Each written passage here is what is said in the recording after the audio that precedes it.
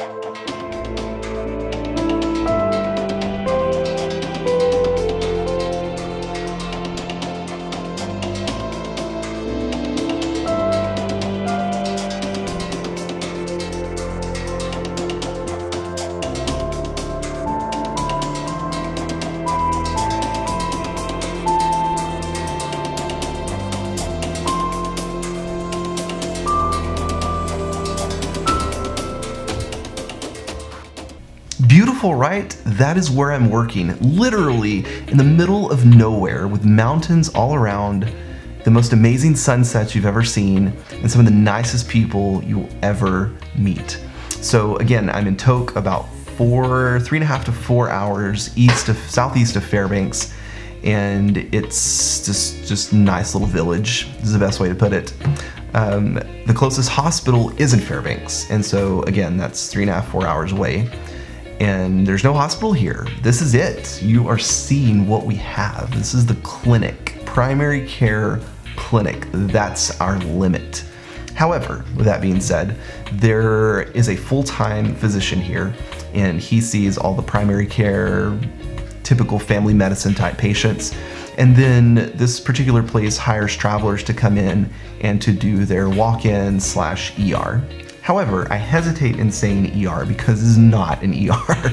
We lack all the resources that an ER has. So we have very limited resources here, but we function as an urgent care/ER, but we're not really that. We're a primary care clinic, and we have some extra emergency stabilization equipment that we can use to stabilize a patient. So without telling you much more than that, I'm going to show you around where I work.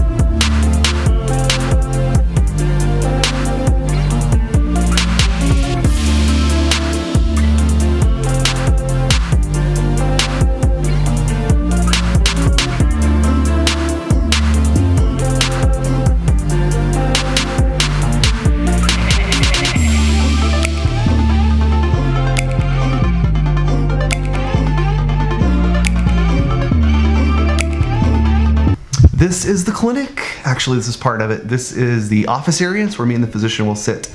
I sit there, and after we go see a patient, we'll come back in here and document, do our notes, talk, whatever's going on. Sometimes I'll come up here after hours and finish my notes if it were like a particularly busy day and I had like a lot of patients to see. So we'll go out this main door here, and then this little area behind me is where like some of the support staff will sit. So this is where the front desk ladies will sit. They'll check in patients there. And then out this door right here is the waiting room. Hopefully there's no patients out here.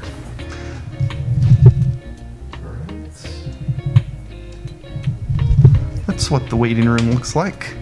And then we go down this main hallway here, and this is where like the clinic rooms are. So you can kind of see them on the left and right here. I'll take you in one of them.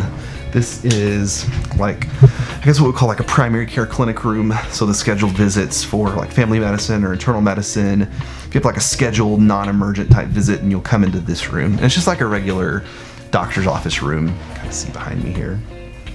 Just got like an exam table, typical primary care office type stuff. And then in the back here is what we have to use for our ER. Again, not an ER, but this is, I guess we call it the ER base. And there are a couple stretchers here. It's where we have the extra emergency equipment, the crash cart, the airway equipment. And this is where we'll stabilize a patient if we have to. We also have x-ray back here, and we don't have a radiologist obviously, so we will have the provider read the plain film, and then the radiologist in Fairbanks will overread us in a couple days. So I'll show you what the ER base looks like.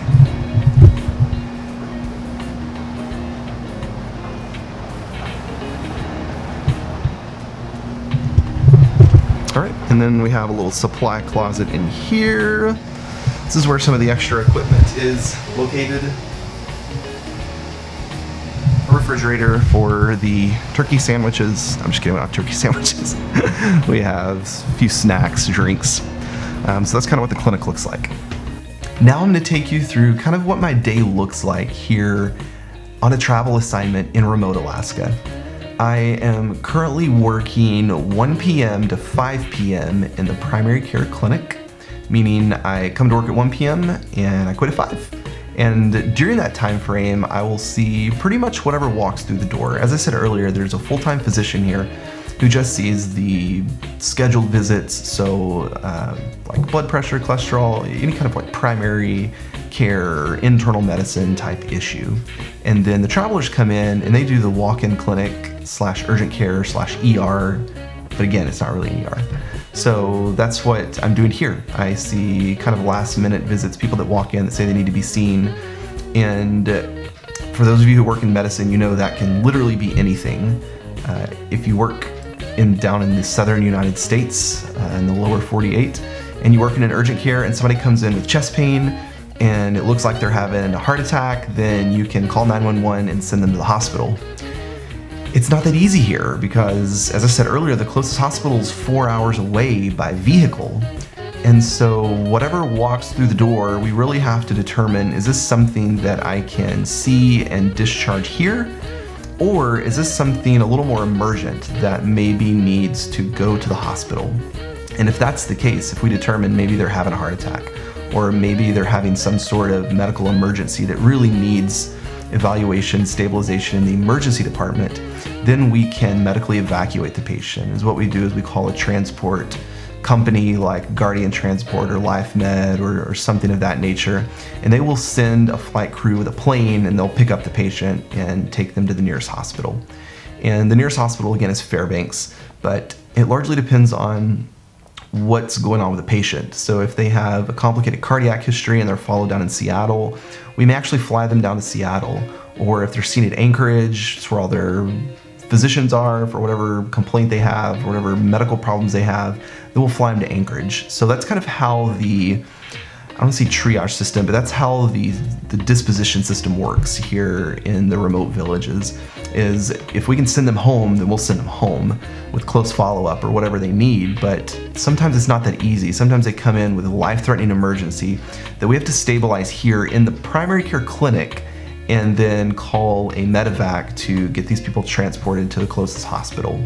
And so that can actually be the challenge of wilderness medicine, is within that, like I said, within that time frame of 1 p.m. to 5 p.m. that I'm working, you can get whatever walks through the door. It can be a PE, it can be a STEMI, it can be a head bleed, it can be a stroke, or it can be a cough or conjunctivitis or a sore throat. You never know what it is. And that's why I say it functions like an ER, because they see anything that walks through the door, and we just don't have the resources like an ER does. So that kind of leads me to my next point. What do we have available here? And I know the medical people are wondering what we have. And so I will try to list for you the tests that we have. So we can draw lab samples. We have a CBC, we have a chemistry, we have cardiac enzymes, including a troponin. We have a strep test, a flu test, a urinalysis, urine pregnancy. We have basic x-ray. We do not have a CT scanner. We have plain film x-ray. We have EKG. I'm trying to think if there's anything else. That's really kind of the majority of what we have, or what I just listed right there. We also have some medications here. So we have, the only IV antibiotic we have is Rocephin, and we have some normal saline. We have the ability to start an IV tubing, we have IV pumps. And then we also have a crash cart. And so our crash cart, for those of you non-medical people, is a cart that has like life-saving medications in there. So if your heart were to stop, then we would use these medications in an attempt to restart your heart. Things like epinephrine, lidocaine, amiodarone, just typical drugs that we would use in a situation that we would need to attempt to restart your heart if you were actively dying. And we also have airway equipment. So we have like nasal trumpets, we have oral airways, we have King airways.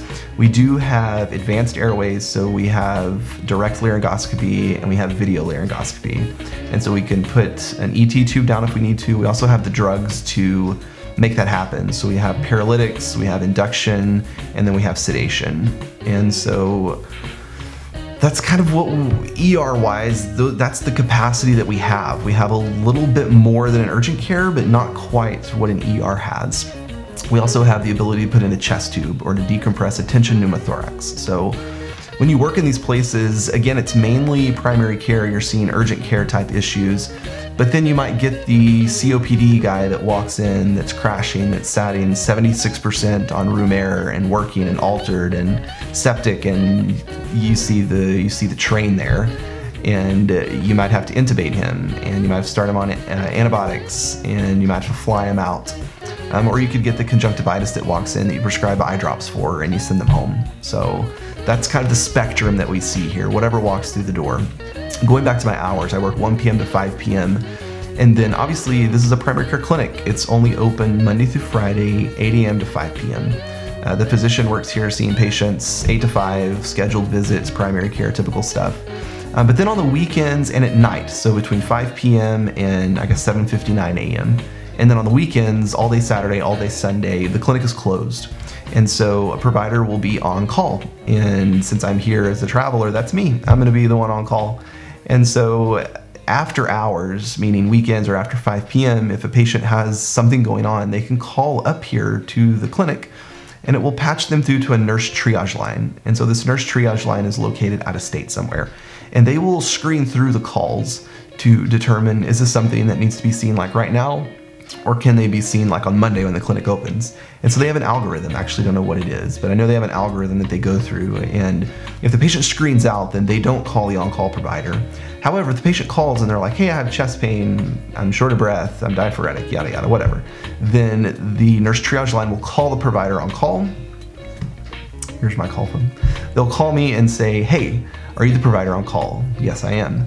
I have Mr. So-and-so here, he's 68, he's having X, Y, and Z, whatever the complaint is. What would you like to do? And at that point I can say, I'll meet him at the clinic in 15 minutes and then we'll go from there. And so we'll meet him up here at the clinic and then work him up, determine what needs to be done. And at that point, we will either fly him out or send him home. Those are our two options. And also there is a nurse on call or a paramedic or a tech. And so it's me, an on-call provider, and then a support staff member. There's 2 of us on call. And whenever I receive a call from the nurse triage line, then I'll phone up whoever's on call and say, hey, we have a patient coming in, meet me at the clinic.